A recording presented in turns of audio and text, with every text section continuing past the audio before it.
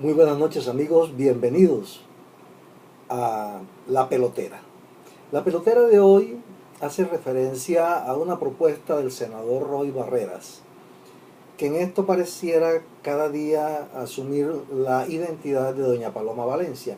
Tendríamos entonces una Paloma sin barreras y un Barrera empalomado. La última propuesta de la Paloma, recuerdo yo, fue la de coger el departamento del Cauca y dividirlo en dos, un departamento para los negros y los indígenas y otro para los criollos blancos descendientes de españoles y titulares de los blasones de las antiguas casas de hacendistas terratenientes.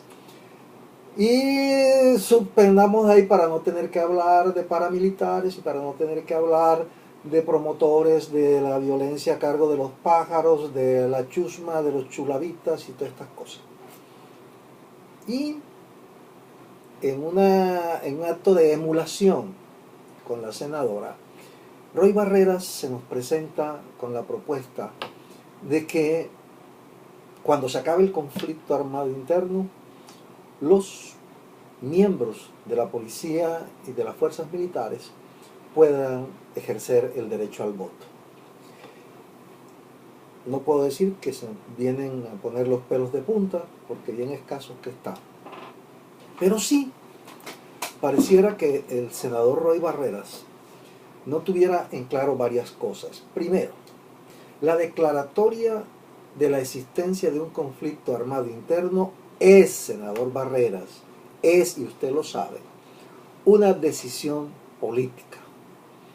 Así, para referirse a los mismos hechos, en el caso que nos ocupa, las FARC y su lucha armada, el señor senador Álvaro Uribe Vélez, cuando era presidente de Colombia, dijo, en Colombia no hay un conflicto armado interno.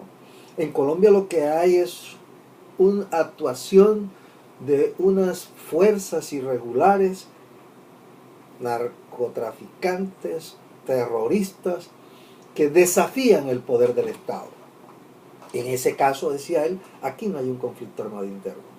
Así lo decidió, así lo definió, así trató el problema, tal que le ofreció a la FARC el mismo tratamiento que le ofreció a través de la famosa Ley de Justicia y Paz a los paramilitares de entonces. La FARC obviamente no aceptó ese tipo de tratamiento por cuanto que, según ellos, en aquel momento, lo suyo tenía que ver más con la declaratoria de una especie de estado o estatuto de beligerancia, otra locura.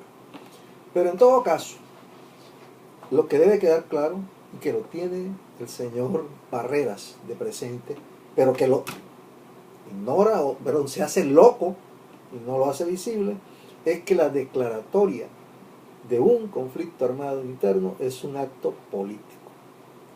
Así que si mañana al presidente de la República, cualquiera que él sea, se le da por decir de que en Colombia no hay un conflicto armado interno, sino un estado de conmoción interior o de tensiones interiores, y decide con esa declaratoria darle el tratamiento al ELN o a la guerrilla actual, si es que no se firma la paz o qué sé yo, un tratamiento de delincuencia común, pues se los da, o de delincuencia organizada, se los da. Entonces esto de decir que cuando se termine el conflicto armado interno en Colombia, entonces los militares podrán votar, es un embeleco que parte de un supuesto falso. Es decir, que si mañana al señor presidente se le da por decir de que en Colombia no hay un conflicto armado interno, sino un estado de tensiones interiores, entonces estarán dadas las condiciones para que los militares salgan a votar. Eso por un lado.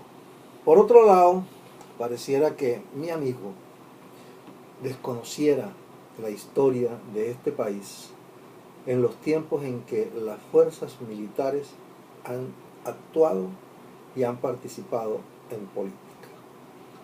Su voto y su deliberancia hicieron posible lo que pasó en este país entre los años de 1886 y 1953. ¿Qué teníamos allí y les recomiendo la lectura de este libro. Es corto, relativamente muy corto, muy prolijo en datos e información relevante para entender, señor Roy Barreras, que lo que estamos buscando en este país es que no se haga política con armas. Que no se haga política con armas. Porque tal como lo muestra la historia de Colombia, cuando se ha hecho política con armas, el contradictor que, por ejemplo, percibe, ve y constata que las fuerzas militares y de policía se convierten en instrumentos del régimen gobernante, en ese momento decide también armar a los suyos. Volvemos a las mismas de siempre. No lo entiendo, senador Roy Barreras, créame, no lo entiendo. Y lo he escuchado hablar en la W, lo he escuchado hablar en Caracol, y cada vez me consterna más la manera casi que yo diría cínica de presentar las cosas de manera acomodaticia, argumentando de que en otros países los militares votan y no pasa nada. Ojalá vaya a Venezuela para que vea lo que está pasando. Pero no, él dice que en Argentina los militares votan, que en Estados Unidos los militares votan, y el sheriff de no sé qué condado estaba presente en el, ¿cómo llaman eso? En la convención del Partido Republicano. Y se le olvida y no lo dice. Es que en Estados Unidos es una sociedad armada.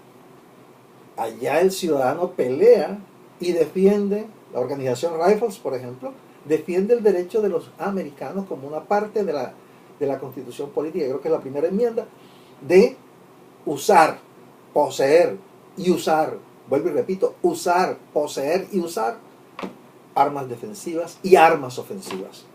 Eso es muy distinto a nuestro caso. Estados Unidos sí es una sociedad armamentista, armada hasta los dientes, y bueno, todos los días tenemos ya referencias de lo que está pasando con eso.